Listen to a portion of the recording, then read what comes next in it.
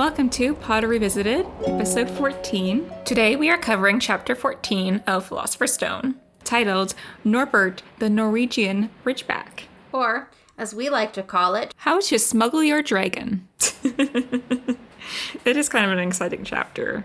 Dragons! Dragons are fun. We love a good whimsical creature. So I think one of the, earliest sentences in this chapter is that Harry and Ron, they're trying to be really encouraging to Quirrell because they think he's standing up to big scary Snape. So Harry's smiling encouragingly at him every time he sees him in the hallways. And I cannot imagine, just as Quirrell, just like a shady dude hanging out with Voldemort, how uncomfortable it must have made him to have Harry Potter constantly big smile, nodding, thumbs up from across the corridors. Yes. What does he know? Yeah, why is he all of a sudden being nice to me? Because I don't think Harry really cared about Quirrell before. But now all of a sudden he's being super nice, so it's just, I'd be super sketched out if I were him. It's also interesting, they talk about Quirrell's sort of how he's looking and feeling and how he's paler and thinner. And it's interesting to wonder whether or not this is just the stress because he's lying to people and trying to get to the stone, or if it's the physical signs of the possession, which I can imagine is not healthy to the physical body. Yeah. I feel like, in my mind, possession works sort of like if you get a blood transfusion of the wrong blood type, it's not good. It would not be healthy for the host. Because, it's like you're feeding two bodies off, one body, basically. Not good. It just doesn't seem healthy. I wouldn't recommend it, I don't think. I wonder if Quirrell's, having a good time. I feel like it's got to be awful to have Lord Voldemort on the back of your head of all people. I feel like he's probably very critical. I bet he doesn't get much sleep. And I guarantee Voldemort's not having much fun either. I bet he will write a very bad review on Yelp for the back of Quirrell's head. I mean, thinking of that just makes me think of a Harry Potter musical and how they display that. Yes. Yes. Amazing. I also love how humorous they are, talking about how 10 weeks only feels like a second to Nicholas Flamel. It's good that they've gotten over that hump of learning the Nicholas Flamel secret and how they're already ready to go and make jokes about it, I guess. They've evolved quickly from we don't know anything to we know it enough to make poignant jokes. My favorite thing is that we have all this stuff but the Sorcerer's Stone. We just found out who Nicholas Flamel is last chapter, and now Hermione's wait a minute, exams are coming up. What am I doing? I don't care about this. We need to study. It's very important. It's very important. Yeah, so moving into the chapter, Hermione's bullying them into studying, and they run into Hagrid in the library, which is weird, because why is Hagrid in the library? Everyone reads. Hagrid can read. I don't know. I mean, I don't know. I wouldn't judge him. They're suspicious, and Hagrid's not telling them anything about the stone, so they, of course, go snoop, and Ron finds out that he is reading a book about dragons. And my thing was, Ron knows the exact year dragon breeding was outlawed. And I was why does he struggle with history of magic when he just knows this random date? I mean, maybe it's just a cool fact to him, or maybe it's a cool fact that, Charlie always talked about. I guess. Maybe that's Charlie's, thing. You know how your dad's probably oh, I wish the Leafs would win this year. Charlie's oh, I wish the 1912 order that made it illegal to breed dragons would end this year. That's, a thing. We don't know. That's just, not something you expect, especially since it's definitely interesting to get the idea that though Hermione's very intelligent and she knows a lot of stuff about the Wizarding World because she reads a lot of history books, Ron has she wasn't aware that there were dragons in Great Britain, and Ron's no, of course there are. So even he corrected her, because I feel that's the thing of the movies kind of use Hermione as the encyclopedia for the whole Wizarding World, and they kind of take Ron's place in the trio as the society of the Wizarding World context out. Yeah, it's a huge disservice to Ron because he really does provide a lot of sort of filling in the blanks when it comes to wizard culture and wizard society that Hermione couldn't from breeding. There's just some things you don't know until you've lived them. Yeah, well, they go over to see Hagrid. And Hagrid's drinking again, which, always drinking. Yeah, that's, not healthy. It's very, very not healthy. I also think it's funny that he gives the dragon brandy. I don't know if that's just like Hagrid's like, I like alcohol, this dragon must like it, or if it like makes them sleepy and docile, or I don't know. Or maybe they like brandy because they're an old former law partner who cheats on his wife, you know? In my mind, that's who drinks brandy. But I don't get it. It's very strange. Gotta alcohol up the dragon. Because you know what's harder than trying to transport a dragon in secret at night? Transporting a drunk dragon in secret at night. I also have some points to make because they've proved that, like, having dragons is illegal. Smuggling the dragon is illegal. This is a lot of, like, crime for 11-year-olds. And Hagrid, as the adult in the situation, is really okay with letting the children take responsibility and crime to get him out of trouble. Yep. You know? It's crime. It's illegal. They're illegal to breed. They're illegal to have in captivity. They're illegal to smuggle into other countries. Prison. They should all go to Azkaban.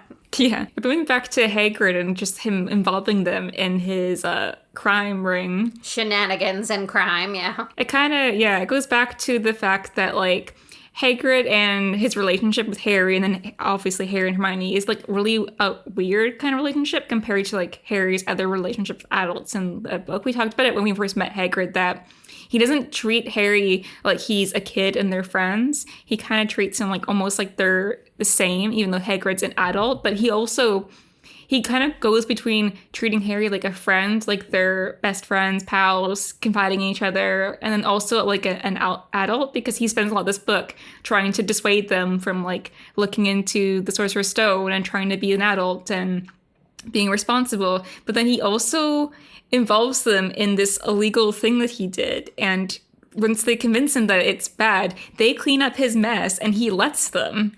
He doesn't, like, go to Dumbledore or anything or own up to it. He lets 3 children take care of his mess for him. And it happens a lot in this series. I think a thing with Hagrid is that because he was expelled when he was really, really young, and he wasn't really close with or exposed to a lot of kids his age at that point because he wasn't a student, he went from being child to an adult so quickly that there are maybe parts of his, like, social development that just didn't come properly into fruition, kind of. So even though he is an adult, there's certain elements of childhood that he hasn't learned you shouldn't engage in.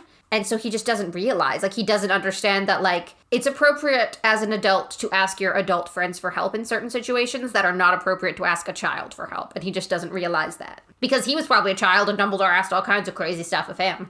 So he's probably just doesn't realize that that's inappropriate. Yeah, because it's just weird. Like, he just risked all of this for this dragon. Like, going back to, like, Hagrid has this affinity with dangerous creatures. Like, I feel like every book he has some type of creature. Like, this book he has Norbert, the next book he has Aragog, and then he has Buckbeak, and he has the Scroots. And he's always, like, attracted to these really dangerous creatures, and he risks everything for this dragon. Prison time. Job, his home, Dumbledore's trust, which he really values, for this dragon. I think the thing with Hagrid is that he's a bit of an outcast, and he's always been a bit isolated from peers because he was expelled and he's a half giant and he has all these things that make him different. So I feel like he has a huge soft spot for everything else that's seen as different or dangerous because he's felt being on the other side of that and he can relate to them. But also I think he sees animals that are judged for what they are as, like, deserving of a second chance to actually act out their own lives, because Hagrid got his second chance. Like, Dumbledore let him stay on and hired him. So I feel like Hagrid's always willing to give someone a second chance and always more likely to relate to a dangerous creature rather than be afraid of it or cautious of it, just because he knows what it's like to have people be afraid of you for no reason. And he would never hurt someone unless they were hurting him or his friends first.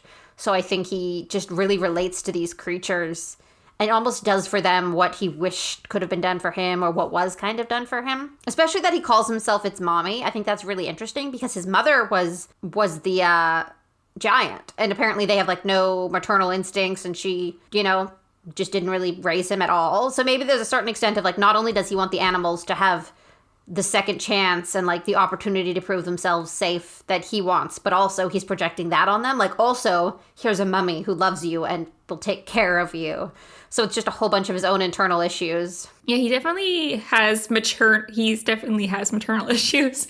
Because, yeah, he's acting like a mom to this dragon, and he calls himself mommy, you know? And to me, that's because he had a no relationship with his mother. Yeah, he wants the maternal role. I'm turning into Freud. It feels like he's looking for family, and then it all comes to fruition when he meets his half-brother and tries to, like, bring him into his world. Hagrid has some family issues. Don't we all? So moving in, they convince Hagrid that he cannot harbor a legal dragon in his wooden house. So Ron decides to write to his brother Charlie to get the dragon out of there. And my whole thing was that Charlie doesn't even question the fact that Ron wrote to him. Ron's 11, and he's like, "Hey, brother, like, I have an illegal dragon that I need to get out of the castle. Can you help me?" And Charlie's like, "Yeah, sure, whatever. I have friends coming up in the area. They can take it." And it's just, there's, what? Okay, but like you're the oldest sibling, so I think it seems weird to you, but to me as a younger sibling with an older brother, it makes complete sense. Like, I got suspended once in high school, and the first thing I did when they had me in the office was text my brother and say I got suspended. And he immediately came to the school and picked me up and was so proud of me.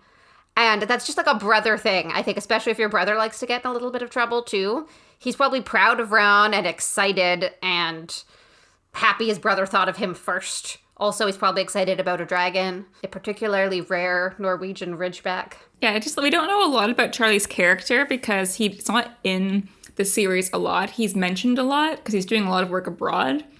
So we don't get a lot of his character compared to Bill in the later books. But it's just like so funny. Like I'm also assuming that like he's not surprised because I'm sure growing up with Fred and George, like he's just used to stuff. But it's just so funny to me that Ron's just like super casual, like, "Oh yeah, I'll write to my brother. We'll get it figured out." Yeah, no, that's what, reach out, get some help. I wonder what type of crazy things Fred and George probably put their older siblings through when they were in their first year at Hogwarts. Oh, gosh. Like, because Ron gets up to stuff, but Fred and George, like, they really seek it out. I would hate to have been Percy. I'm wondering what the timeline was, because I don't know how much older Bill is than Charlie and Percy. Because usually, I think there's, like, a year or two between Ron and Jenny, and there's, like, 2 years between Fred and George and Ron. So I'm wondering if Bill was there when they were in their first year, or if he had graduated by then. I think Bill wouldn't be there. Maybe Charlie would be there. Okay. But anyways, they're helping Hagrid out with his little dragon problem. Until they can get rid of it. And it bites Ron. So he has to go to Madame Pomfrey because apparently his arm's like gangrene falling off. Ew. Great image. And I was wondering, out of all Hogwarts, they have so many injuries and so many weird industries. And it made me think that, like, in normal public school, like, if you got injured at school, they have to write an incident report, and your parents have to be told if you got pushed in a playground, or if, like, someone punched you, or just like, general things. But I'm wondering, like, how much do they do that at Hogwarts? Because I feel like in the next couple books, like, they're in the hospital wing, like, at the end of every book. And obviously the Dursleys don't really care about Harry getting injured. But I'm like, Hermione gets petrified for, like, 5 months in the next book. And, like, do her parents even know? Like, Ron got this suspicious bite. And, like, did they even tell his parents? My theory is that because it's a boarding school, they reach out to the parents less about smaller things. And in the case of Hogwarts, something like a strange animal bite, if you know how to treat it and it seems to get fine, there's no point in reaching out to parents, I would think. It's sort of that kind of situation. But like in the petrification situation, they definitely would have reached out to the parents because that was like potential death. So I guess it just depends on like the severity of the injury, because I feel like a lot of kids probably hurt themselves all the time at Hogwarts, and it would be constantly like every day here's a letter about how your child hurt themselves today. I feel like there's like a certain degree of seriousness the injury has to be, and even though like a gangrenous arm sounds terrible to us, to the wizards it's like a bruised knee, you know? Yeah. I mean, I do see Madame Pomfrey like probably having an incident report because she definitely seems like that kind of like nurse, and just having to hand it over to Dumbledore and him being like, "Oh, cool, whatever," and just like not caring. But I was like, Madame Pomfrey is an adept nurse, so like she probably knows it's a dragon bite. So like, was she just being like, whatever? Did Dumbledore like write her a letter at the beginning of the year, like anything that goes on with Harry Potter and those that end up being his friends, just sweep under the rug, okay? Thank you. Good work, Poppy. I don't know. Maybe dragon bites look similar to other bites, like from other small creatures. Yeah, because Ron told her he got bit by a dog, and she's obviously was like, "That's bullshit." But yeah, but there's lots of dangerous creatures, so maybe it's just a small bite, so you wouldn't think dragon. And maybe even if dragon bites have like a venom at times or something, he was too young for that to kick in, so it was basically just a flesh wound that was kind of infected. and gangrenous. I feel like she gives a lot of side eye to the students, but I'm pretty sure she, like, lets some things slide. Like, I know in the next book, Hermione gets turned into, like, half a cat, and she's like, yeah, sure, okay, whatever. To me, that kind of, like, magical accidents probably happen all the time at Hogwarts. I can't imagine kids not accidentally turning themselves into weird things. Well, I just mean, like, obviously, like, they won't tell her exactly what it is, but I just don't think that she's reporting it. Because I feel like anything that she feels like they shouldn't be doing, she would probably, if this was a normal school, she should be reporting it to, like, a teacher or something. But obviously she's just kind of like, get whatever, these stupid kids getting injured. Maybe she's gotten to sort of come to terms with the fact that everyone's constantly in danger at Hogwarts, and the school would go out of business if parents knew how frequently their children were hurt. So the whole Hogwarts establishment sweeps the injuries under the rug until Cedric Diggory winds up dead. No one says anything, you know? And we're like, oh well. We are a safe school. It has been 7 days since our last dismemberment. Let's talk about dragons. Dragons are, like, something that's always involved in fantasy. So I just want to talk about, like, how dragons are perceived generally in lore and how they kind of, like, are in Harry Potter.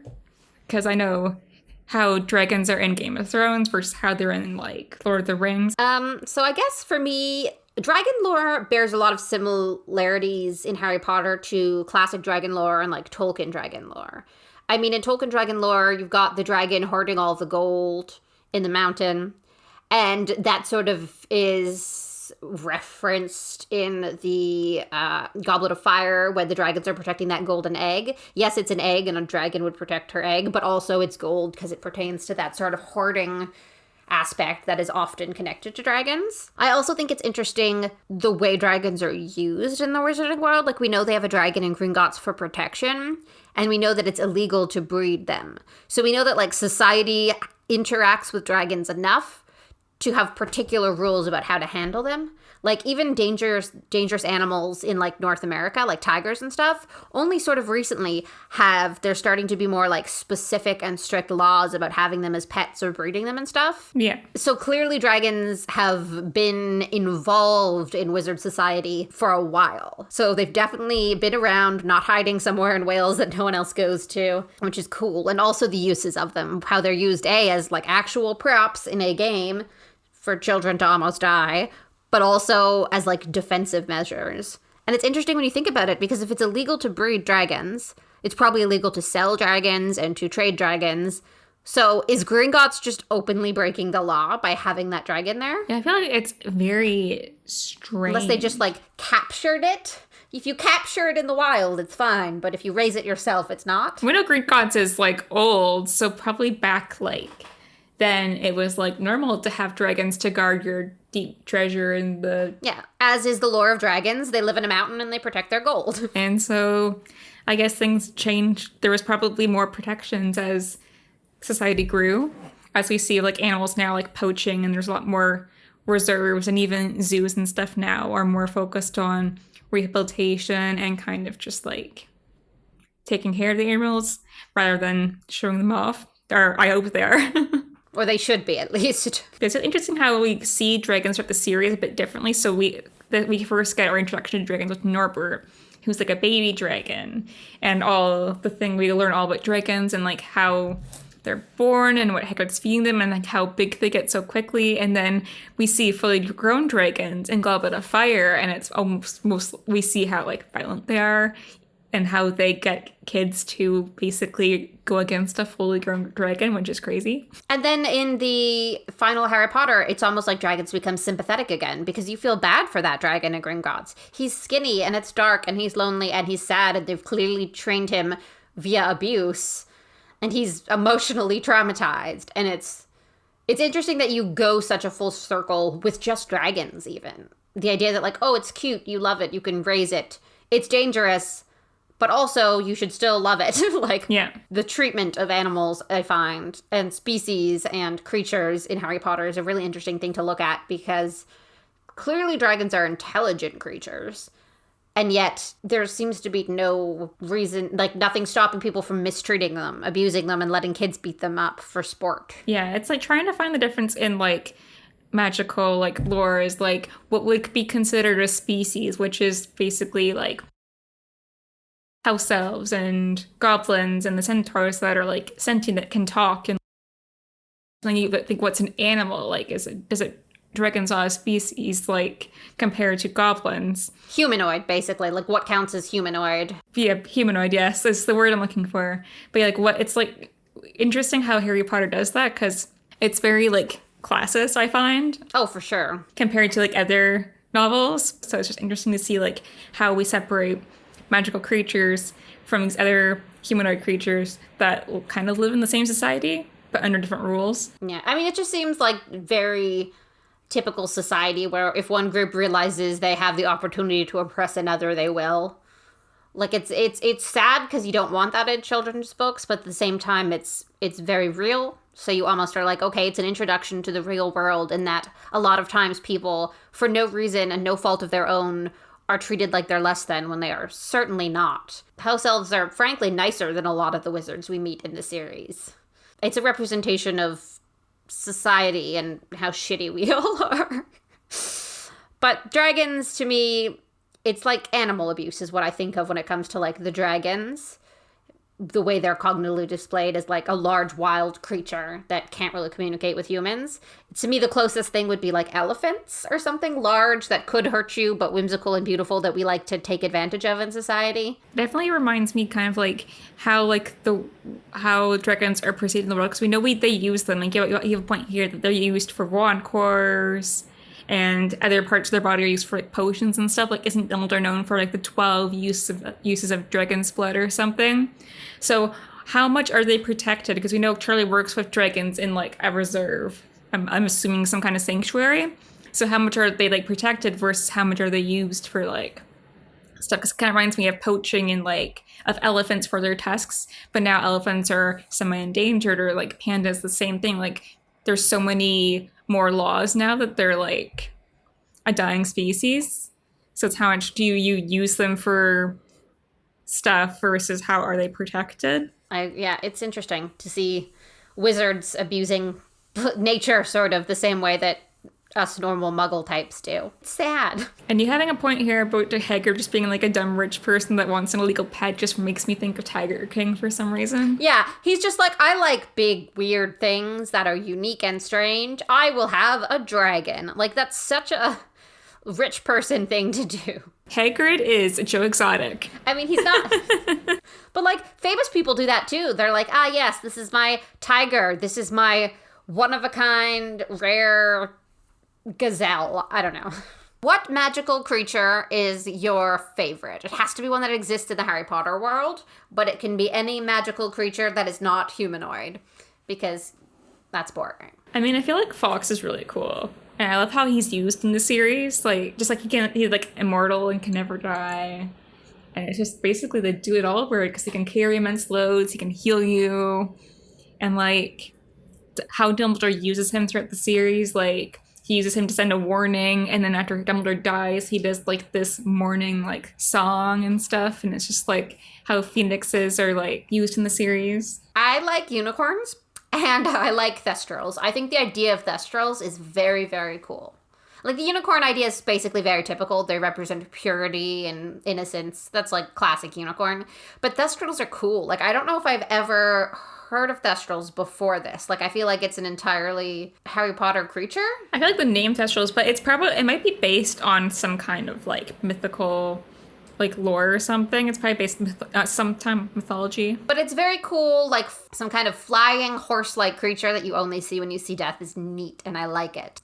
And I think they're so cool that they are what's in the core of the most powerful wand. It says something sort of about how powerful they are. We don't really even touch down on how powerful a lot of these magical creatures are, because they're just used as, like, a small side quest for Harry most of the time. But thestrals are probably incredibly powerful when they have things to do, you know? Yeah, very interesting. You noted Hermione's Slytherin tendencies again, as when they're kind of pestering Hagrid about the Sorcerer's Stone and stuff. Hermione uses the flattery of Hagrid to get him to be more willing to share information. And she knows what she's doing.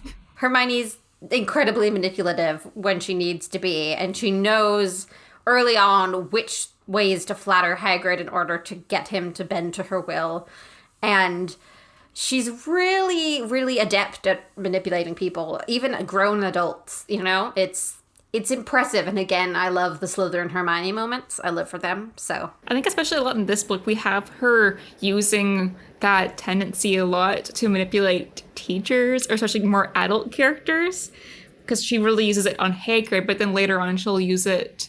They were telling her to go up to Professor Flitwick and kind of like talk him up because as a distraction. So it's definitely something that both Harry and Ron are aware that she's good at. I mean, she is. She's very, very, she can talk her way out of a lot of stuff. Now let's move on to the most questionable part we had about this chapter was the fact that Harry and Hermione forgot the invisibility cloak at the top of a stormy tower, and they get caught. That's so dumb. I find that's such a, like, that's lazy writing. They're like, oh, I want there to be consequences for this. Like, I like the whole idea of Harry and Hermione going up, and they, like, Malfoy gets in trouble, so they're like, haha, because they don't like him. They're all worried about him for most of this chapter because they're just waiting for him to expose them. But I just feel like it was just too convenient for them to leave the cloak up just because they were distracted. It's dumb. It's really dumb. I feel like they were so cautious before. It just feels like too convenient for them to all of a sudden just be so careless just because Malfoy got caught. It seems like the author knew they wanted the repercussions of them getting caught, but couldn't think of a better way to do it. They're just like, what's the quickest way to have gotten them caught? Oh, they forgot the cloak. Perfect. Okay, great. I feel like it could have been written and done in a way that didn't make us question Hermione's sanity, you know? Yeah, I just feel like it was just too convenient because, like, they just leave the cloak. It's just, like, a stupid mistake. I feel like there could have been another way to do it because obviously they needed to get caught, so they got detention, so they go into the forest because they had to move the plot for Harry to go into the forest to see Voldemort is what they need to do. There's also 100 other reasons to give Harry and Ron detention. You know what I mean? Like, it's so easy to find Harry and Hermione rather, character correct excuses to give them detention. Like, Snape could give them detention for no reason. They could get detention for school homework type stuff. You know what I mean? Not Hermione, but Harry could. So Harry could get in trouble for copying off of Hermione's paper, and Hermione could get in trouble for letting him. You know, like, there could be so many things that aren't just like, they were really dumb, and while breaking the law and the rules, they just forgot the only thing that lets them get away with it. Yeah. They just were like, oops. It just feels like a really dumb thing. I feel like the mistake they wouldn't make. And, like, I get it's all for the plot, but I just feel like it was just kind of a messy way to do it, and there could have been a much more better way for them to get caught. Like, for them forgetting it's kind of dumb, but, like, even if something happens to the cloak or, like, something, Mrs. Norris comes up or something. Yeah. Like, I just feel like there's a better way for them to get caught. Harry sees the mirror of Erised again, and he gets distracted. I don't know. He gets distracted. Yeah. Something shiny. Yeah. There's a lot of other ways to do it. It just seemed like a lazy way of getting to the result. It could have been done better. I guess because no one really knows Harry has the invisibility cloak, at least the professors, until I think Snape finds out he has one later on. So no one really knows Harry has the cloak. So I guess they didn't want to, like, have the professors know he had the cloak yet, besides Dumbledore, until Snape finds out. But I just feel like could have been a better way to do it. Like, even if they didn't get, like, they went up to the astronomy tower because they heard something, like Norbert made a huge racket, so Mrs. Norris comes up and they get caught before they could put the cloak on. I just feel like them forgetting it's stupid. Or they take it off at the entrance to the Gryffindor tower so they can tell the fat lady the password, and someone walks by as they've taken it, right after they've taken it off, and Harry shoves it in his cloak or something. So no one sees the invisibility cloak, but they get in trouble. I get they also want to lead up to Dumbledore giving it back to Harry with just in case, which kind of moves forward the theory that Dumbledore wanted him to, like, confront Voldemort. But I just feel like that's so dumb for them to forget the cloak. Like I know they're 11 and they're kids and kids do dumb things, but I'm just like, there's no way Hermione would, like, forget to put the cloak on. There's no way. And also, after them forgetting the really cool magical thing and getting themselves in trouble, you'd think Dumbledore would maybe stop and think about whether or not he really wants these 11-year-olds to go fight, like, an evil Dark Lord. He might be like, they can't even remember an invisibility cloak when committing, like, minor crimes. There's no way they can defeat the Dark Lord. They're 11. We're listening to it again at work today. I was just like, that is still the dumbest thing ever. And I get, like, why it needs to happen, but I just feel like the excuse doesn't really hold up. Like, I get why, like, next chapter is when, like, Harry kind of becomes person non grata for the first time at Hogwarts, and like everyone's really mad at him, and he kind of like regrets his actions and everything, and he tries to put his head down and like not care about mysterious things, but then he gets thrown into it back when he has detention. But I don't know. But let us know what you think would be a better way for them to lose the cloak or get caught. That's not them forgetting it. Yeah, anything would be better. Hermione turns them in for being out of bed at night because she's riddled with guilt is better than... She feels guilty. Maybe they get caught talking in the halls during quiet hour. Or, like, there's so many, I don't know. Harry spills something on a library book Hermione's reading, and Madam Prince of the library puts them in detention. And on that note, let's wrap this up. Thank you for listening to this episode of Potter Revisited. We'll be back next time to discuss Chapter 15 of Philosopher's Stone, The Forbidden Forest. Ooh. As always, you can email us at potterrevisitedpodcast@gmail.com, or you can reach us across social media at Potter Revisited. And we'll see you next time. Bye!